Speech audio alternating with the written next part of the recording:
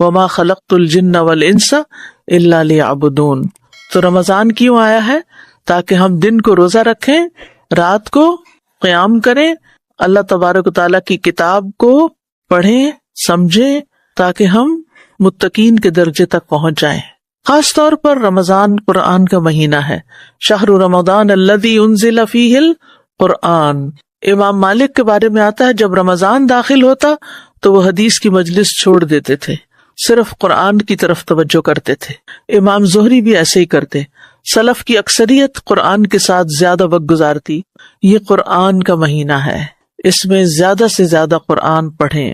حضرت عمرو بن العاص کے بیٹے عبداللہ بن عمرو جو تھے، ان سے نبی صلی اللہ علیہ وسلم نے فرمایا کہ قرآن کی قرات 1 ماہ میں مکمل کر لیا کرو، کیونکہ وہ بہت زیادہ پڑھتے تھے. انہوں نے کہا اللہ کے رسول میں اس سے زیادہ افضل عمل کی طاقت رکھتا ہوں. آپ نے فرمایا 20 دن میں پڑھ لیا کرو. انہوں نے عرض کیا اللہ کے نبی میں اس سے بھی زیادہ کی طاقت رکھتا ہوں. آپ نے فرمایا ہر 10 دن میں پڑھ لیا کرو. ان کا اللہ کے نبی صلی اللہ علیہ وسلم میں اس سے افضل عمل کی طاقت رکھتا ہوں. آپ نے فرمایا 7 دن میں پڑھ لیا کرو اور اس سے زیادہ نہ کرو. تم پر تمہاری بیوی کا حق ہے، تمہارے مہمانوں کا حق ہے، تم پر تمہارے جسم کا حق ہے. وہ کہتے ہیں کہ میں نے اپنے اوپر سختی کی تو مجھ پر سختی کی گئی، اور آپ نے مجھ سے فرمایا تم نہیں جانتے شاید تمہاری عمر طویل ہو، یعنی پھر بڑھاپے میں کیا کرو گے. کہتے ہیں کہ میں اسی کی طرف آ گیا جو مجھے رسول اللہ صلی اللہ علیہ وسلم نے بتایا تھا. جب میں بوڑھا ہو گیا تو میں نے پسند کیا کہ میں کاش نبی صلی اللہ علیہ وسلم کی رخصت قبول کر لیتا. تو اہل علم تو کہتے ہیں کہ سارا سال ہر مہینے قرآن ختم ہونا چاہیے، اور جو ہر مہینے قرآن ختم نہیں کرتا وہ قرآن کو چھوڑے ہوئے حاجر القرآن ہے. لیکن رمضان میں تو ہر صورت 1 قرآن مکمل ہونا ہی چاہیے، یعنی تلاوت کر کے 1 قیام میں سن لیں، اور 1 اگر ہو سکے تو ترجمے سے پڑھ لیں، سن لیں، دورہ قرآن کر لیں. تو بہرحال اس مہینے کی خیر سے محروم نہیں ہونا. جو اس مہینے کی خیر و برکت سے محروم رہا وہ ہر خیر سے محروم رہا، اور خاص طور پر لیلۃ القدر. تو اس کی تیاری ابھی سے کریں گے انشاءاللہ تو اللہ تعالیٰ نصیب بھی کرے گا، کیونکہ اس میں 1 رات کی عبادت 83 ایئرز کی عبادت سے بڑھ کر ہے. بہرحال یہ توبہ اور رجوع کرنے کا مہینہ بھی ہے، اور اجر کمانے کا مہینہ بھی ہے، اللہ تعالیٰ سے معافی مانگنے کا مہینہ ہے. اللہم انک عفو تحب العفو فاعف عنا. خوب دعائیں کرنے کا مہینہ. آپ سب کے پاس دعائیں ایپ ہے؟ اگر نہیں ہے تو آپ یہ ایپ ڈاؤن لوڈ کر لیں، اور دن میں کئی دفعہ اس کو کھول کر دعائیں پڑھتے جائیں، یعنی مانگتے جائیں، کیونکہ اس میں الحمدللہ میکسیمم کوشش کی گئی ہے کہ جو بھی اچھی دعا قرآن و سنت سے ہمیں ملے وہ اس میں جمع کرتے جائیں. اور اسی طرح الورد المصفى المختار جو ہے وہ بھی اس میں موجود ہے. تو آسانی ہے سفر کرتے ہوئے، راستے میں آتے جاتے، روزہ کھلنے سے پہلے، کھانے کی میز پہ بھی، ایون کہیں پر بھی آپ زیادہ سے زیادہ دعائیں مانگیں، کیونکہ روزہ دار کی دعائیں بھی قبول ہوتی ہیں. پھر یہ کہ صدقہ اور خرچ کرنے کا مہینہ ہے. تو صدقے میں بہت سی چیزیں ہیں، اور اس میں آپ مختلف طریقے سے صدقہ کر سکتے ہیں. اس میں سے ایک روزہ کھلوانا بھی ہے، اور یہ ضروری نہیں کہ غریبوں کا روزہ کھلوایا جائے، آپ کسی کا بھی روزہ کھلوا سکتے ہیں، کسی کے بھی کھانے کا بندوبست کر سکتے ہیں. اور مجھے تو یہ بہت ہی اچھا لگتا ہے کہ ماشاءاللہ اس وقت ہاسٹل میں 500 کے قریب لوگ ہیں، بلکہ زیادہ ہی ہوں گے، میل سٹاف کو بھی شامل کر لیا جائے.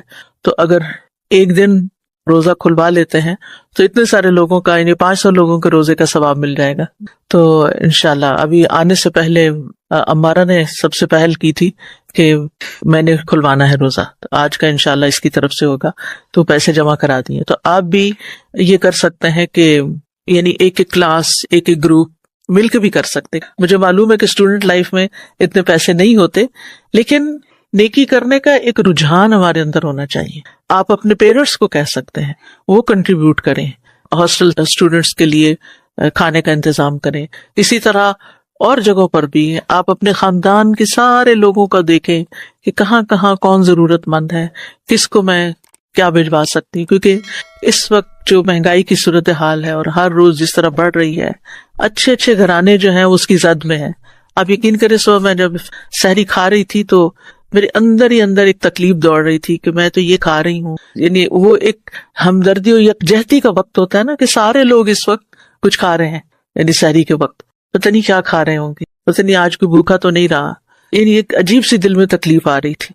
تو اس اعتبار سے بھی اپنے خاندان، اپنے نیبرہڈ، اپنے قریب کے لوگوں اور ان سب کا ضرور جائزہ لیں، اور اللہ نے آپ کو جو بھی توفیق دی ہو آپ اس میں خرچ کر سکتے ہیں، اور پھر صرف ایک یہی خرچ نہیں ہے، اس کے علاوہ بھی آپ دیکھیں کہ باقی جو پروجیکٹس آ رہے ہیں ان کے اندر آپ خرچ کر سکتے ہیں۔ اس وقت بلڈنگ کی جیسے چلر کہ ابھی تک ٹارگٹ پورا نہیں ہوا ہمارا، چلر میں یہ جو گرمیاں آ رہی ہیں آگے اور کہہ رہے ہیں کہ رمضان کے اندر ہی گرمی کی لہر آنے والی ہے، تو اس کے اندر آپ ڈونیٹ کر سکتے ہیں۔ پھر الحمدللہ AIS کی نئی بلڈنگ کا افتتاح ہو چکا ہے ٹاپ سٹی میں، اس کے اندر چاہے آپ ایک اینٹ کے پیسے ڈالیں، یعنی اس بلڈنگ میں جو ساتھ والی ہے اس میں بہت ساری بچیاں جو تھیں انہوں نے اپنے اپنے حصے ڈالے تھے، تو وہ جب تک اسکول کھڑا رہے گا جتنے بچے آتے جاتے رہیں گے انشاءاللہ تعالیٰ آپ کے لیے صدقہ جاریہ ہوگا۔ پرسوں میں اپنی بہن کی طرف گئی تھی، اس کی ٹوئنز ہیں چھوٹی چھوٹی، تو وہ مونٹیسری میں ہے، کہتی باجی یہ واپس آتی ہیں سارا دن جو باتیں کرتی ہیں اللہ اللہ کی باتیں کر رہی ہوتی، مجھے اتنی خوشی ہوئی کہ کہتی ہے کہ گاڑی پہ بیٹھی تو کہتی ہے اللہ اکبر استغفر اللہ، اور بالکل چھوٹی چھوٹی، یہ کہاں سے سیکھی؟ اسکول سے سیکھی یہ باتیں۔ تو ظاہر ہے کہ جنہوں نے اسکول بنانے کا اور چلانے کا اور پڑھانے کا انتظام کیا، چاہے کسی بھی جگہ کیسے بھی کوئی بھی کنٹریبیوشن ہے وہ ایک اجر و ثواب کا باعث ہے، تو ان کاموں میں ہمیں پیچھے نہیں رہنا چاہیے۔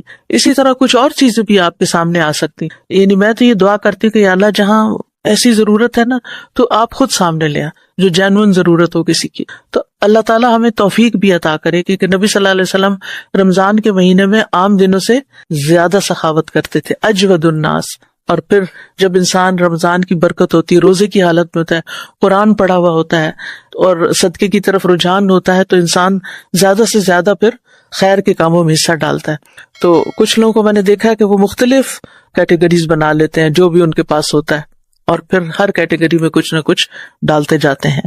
تو یہ مہینہ سستی کرنے کا مہینہ نہیں ہے کسی بھی معاملے میں، صرف سوتے رہنے کا مہینہ نہیں ہے، صرف بہترین افطار بنانے کا مہینہ نہیں ہے کہ آپ افطاری میں بے شمار اپنے لیے پکوان بنا لیں، بلکہ کوشش کریں کہ کم سے کم ہو اور باقی جو ہے وہ دوسروں کو دینے والے ہوں۔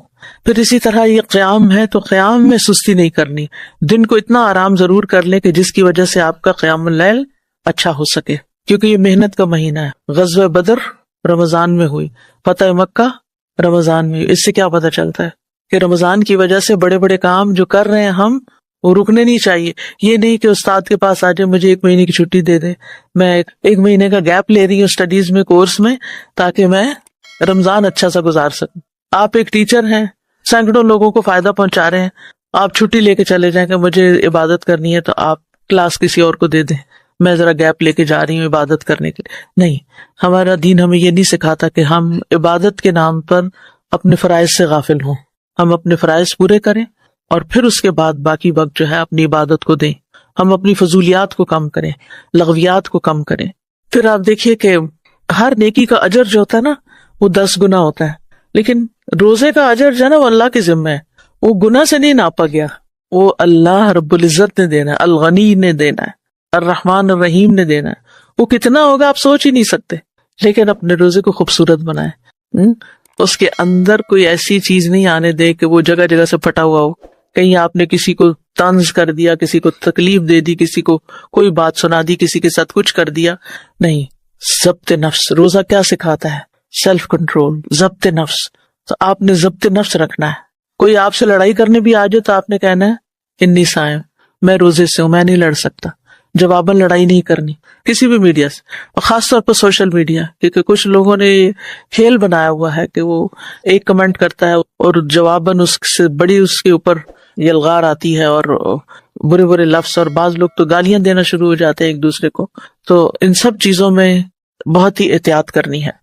اور اگر بھوک لگے تو کیا سوچنا ہے، پیاس لگے تو کیا سوچنا ہے، تھکاوٹ ہو جائے تو کیا سوچنا ہے، ایک دن ہم اپنے رب سے ملیں گے، ایک دن ہم باب الریان سے داخل ہوں گے اور بالکل سیراب ہو جائیں گے۔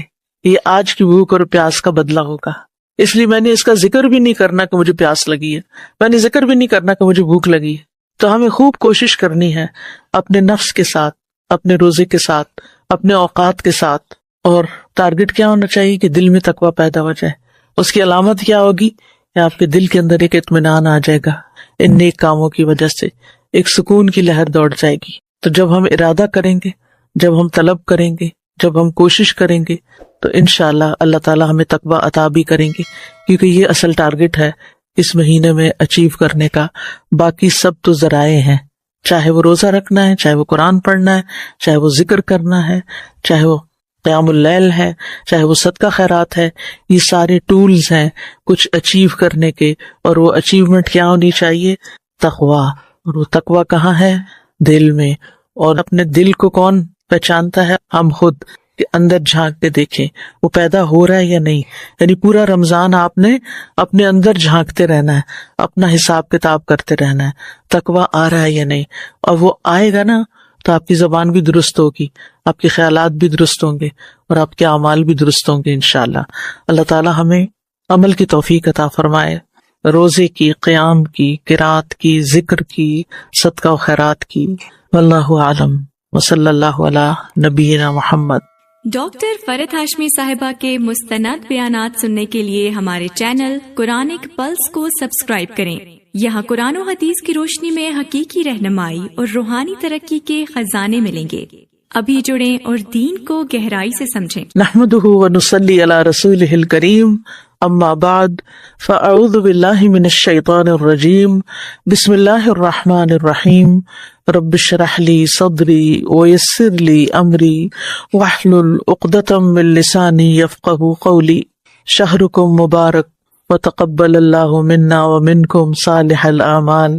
ونحمد اللہ علی بلوغ هذا الشہر الکریم ونسألہ سبحانہ ان یجعلہ خیرا وبرکۃ علینا وعلی عموم المسلمین. آپ کا یہ مہینہ بہت برکت والا مہینہ ہے.